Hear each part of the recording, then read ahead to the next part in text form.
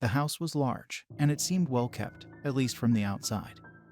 And it looked newly constructed for something made in 1807, being in the middle of the countryside. It should have been worn down by the weather, the glare of the sun, and thousands of other such dangers in nature. And yet, the old house still stood, defiant against the rivers of time. I put the rental truck to a halt, just outside the old and shiny gates. Stepped out, and stretched for a bit, eyeing the odd building as I did. Opposite from me emerged my partner. "Cassie, weird house."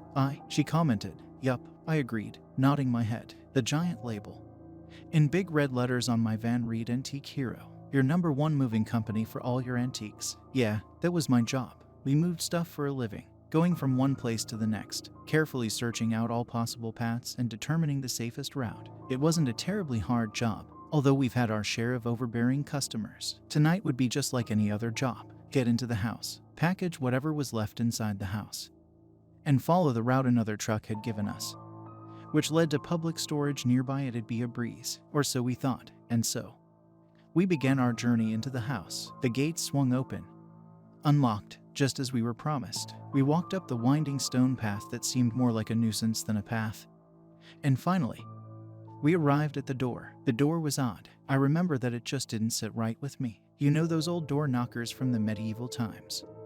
The ones that looked like a lion holding a ring which would hold the object used to knock? No.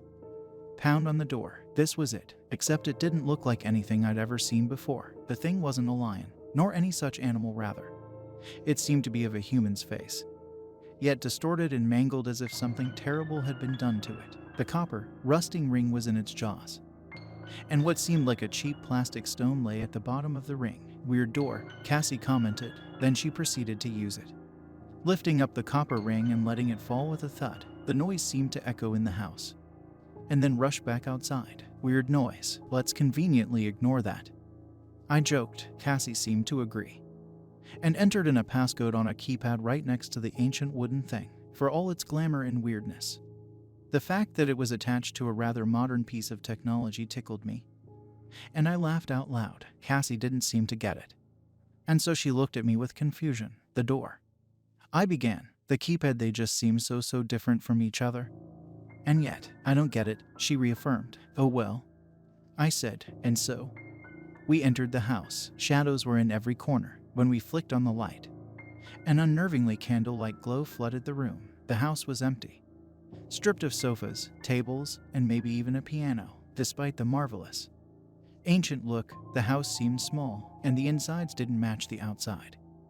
No, this house, at least within, was as modern as they come. But of course, we didn't come to admire the house. "I'll take downstairs," Cassie claimed. "You go take upstairs, whatever you say," I decided, heading upstairs, as well as carrying a few cardboard boxes to stuff whatever antiques were left above. The first room I stepped into seemed to be a music room. The walls were painted with musical staves, as well as notes and rhythms, like sheet music. I looked at the ground to see depressions in the wood where a piano must have sat. I looked back up and saw 3 vases, ornate. Then, I tagged them and carefully wrapped and stored them into the cardboard boxes. The next room was what once seemed to be a home theater, crossed with an art room. The projector was still left there, and a note that told me not to remove it. There were a few paintings there too, and so I assumed those were the things that needed to be removed. The paintings were odd. They didn't seem old or anything, but they were still weird, bizarre, creepy. They all seemed to have a common theme: people wearing masks of all sorts of different kinds, all human,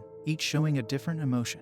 Each masked person was in a different place. There was what was a musician, masked with what seemed like hatred, about to slam a knife into an already bleeding piano.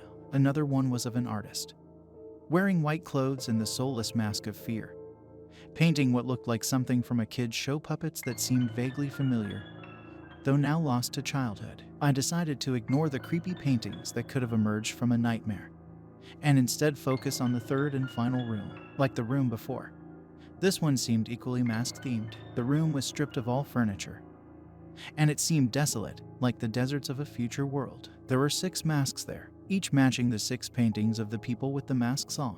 I didn't like how this was going. Below each grim and twisted mask were labels: joy, sadness, surprise, and 3 others that I could barely make out. They were all different, as if they had been taken from cultures from distant lands, though they all shared a single feature: some sort of eye.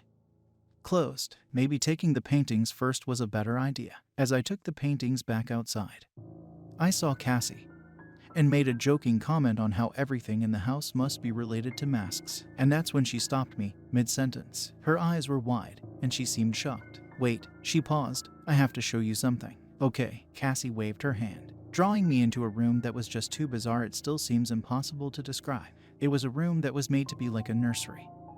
One for babies, and yet the cribs were large, almost as if they were laid out for not children, but adults. There were 6 of these cribs, but that wasn't the worst part. The worst part was that it seemed like someone or something still lived there, and was there recently. The room was strewn with rotting stuffed animals, traces of food and furniture, but the sofas and tables were torn, and some even seemed chewed. The previous team never mentioned this. I don't like this, I declared. I don't think we should stay here, let's just report this off to. I saw a shadow move swiftly out of the corner of my eye. I wasn't sure of it at first, but a growing sensation that something, the shadow, was outside watching us like a predator. Cassie didn't seem to see it. I elected not to tell her about it. As soon as I saw it, we both heard a noise like metal being hit, and we rushed to the front door. We looked outside, where the noise had come from, and we watched in horror as we saw 2 people inside the truck. Their faces were too far away to see, but I could swear they didn't seem to have faces at all. Further still, how did they get in?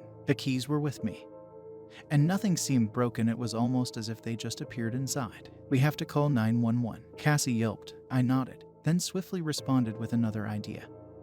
I'll go upstairs, it'll be easier to watch whoever's out there. Cassie nodded, dialing 911 as I ran upstairs and into the only room with a good view outside the mask room. Just as I was about to reach the window, I stopped. Something was wrong with the room, deeply wrong. I cautiously walked back to the collection of masks pinned onto the wall. 1.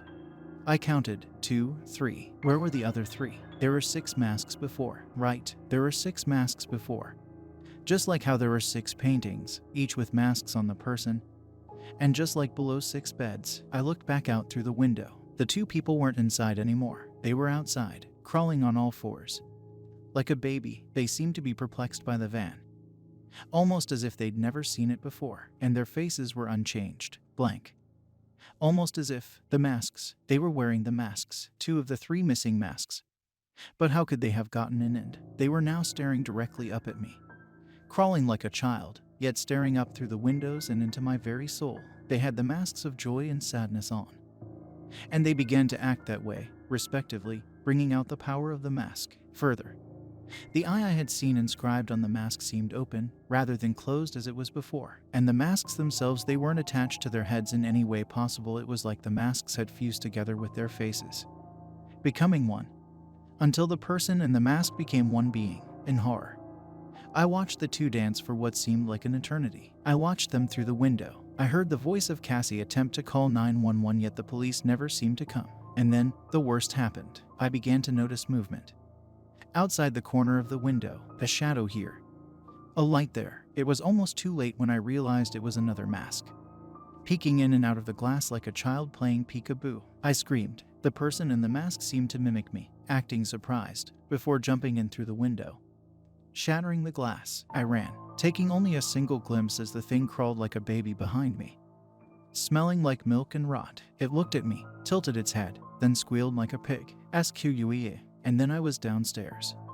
The thing behind me, much to the shock of an already horrified Cassie. The 911 operator finally connected, and Cassie began to mumble something incoherent. The thing behind me continued to advance, so I grabbed Cassie and ran towards the nearest room, locking the door shut as we entered. That's when I realized we had locked ourselves in the nursery. The cribs seemed to vibrate with a strange energy in the air, toys seemingly moving on their own. The noise of the thing outside got louder, and it began to paw at the door, letting out a sound SSSSKKK at the window that spanned the nursery. I watched as more of the mask-wearing things emerged. They tapped on the window while acting out the respective emotions they wore. They all continued, a crescendo with every moment the taps grew in frequency. The wailing beyond the door got louder. The soft chittering of the things increased until it all stopped. Nothing until a knock on the door, and a voice. Hello, police here, Cassie. And then it was over.